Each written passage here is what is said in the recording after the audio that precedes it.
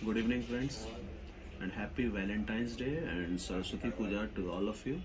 I am Advocate Neeraj Kumar from Patna High Court and founder of Vidhan Legal Associates. आज Valentine's day के अवसर पर मैं couples की बात करना चाहता हूँ। जैसा कि यूनिफॉर्म सिविल कोड में कपल्स के बारे में जो समान कानून बनाए गए हैं उस पर चर्चा की जाए। यूनिफॉर्म सिविल कोड मतलब समान नागरिक संहिता।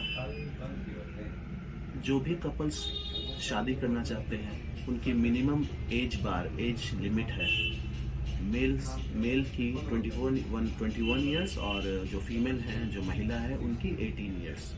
जैसा कि हिंदू, बौद्ध, सिख धर्म में पहले से ये एज लिमिट थी। इससे पहले शादी करना गैर कानूनी था, but as per the Muslim personal law कोई महिला अगर 15 ईयर्स की है तो वो भी शादी कर सकती थी। बट नाउ जब यूनिफॉर्म सिविल कोड लागू किया जा रहा है तो सभी महिला और पुरुष के लिए एक समान एज का कानून बनाया जा रहा है।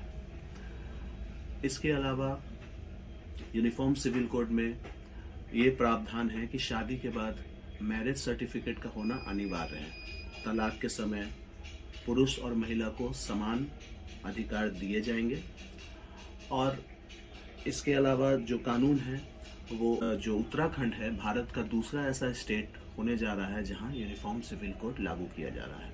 और वैसे भी इंडियन कॉन्स्टिट्यूशन के जो भाग 4 के अनुच्छेद 44 में ऐसा प्रावधान है कि कोई भी सरकार, किसी भी स्टेट की सरकार यूनिफॉर्म सिविल कोड को लागू कर सकती है। वैलेंटाइंस डे के अवसर पर कपल की बात हो रही है, तो जो लिव इन रिलेशनशिप में जो कपल रहते हैं, इस तरह का जो चलन आ गया है, वेस्टर्न कंट्रीज में था और अभी ये चलन इंडिया में भी आ चुका है। तो क्या क्या कानून बनाए गए हैं for the couples who are in live in relationship. Live in relationship में रहने वाले कपल्स की भी आयु की सीमा 21 वर्ष और 18 वर्ष तय की गई है।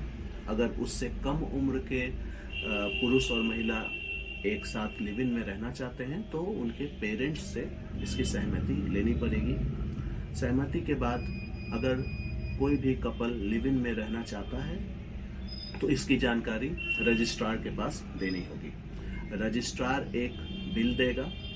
उस बिल को दिखाने के बाद ही किसी भी किराए का मकान उस कपल को मिल सकता है। ये सारे नियम अभी उत्तराखंड में लागू किए जा रहे हैं। अगर उत्तराखंड के बाहर के भी कोई भी दूसरे स्टेट के कपल अगर लिव इन में उत्तराखंड आते हैं तो ये सभी नियम उन पर भी लागू किया जाएगा। इसके अलावा अगर लिव इन में रहने के बाद वो दोनों कपल अलग होना चाहते हैं और उन दोनों की बराबर आपसी सहमति है तो इस सहमति को भी रजिस्ट्रार के पास बताना पड़ेगा और उसके आधार पे ही लिव इन रिलेशनशिप का टर्मिनेशन हो सकता है।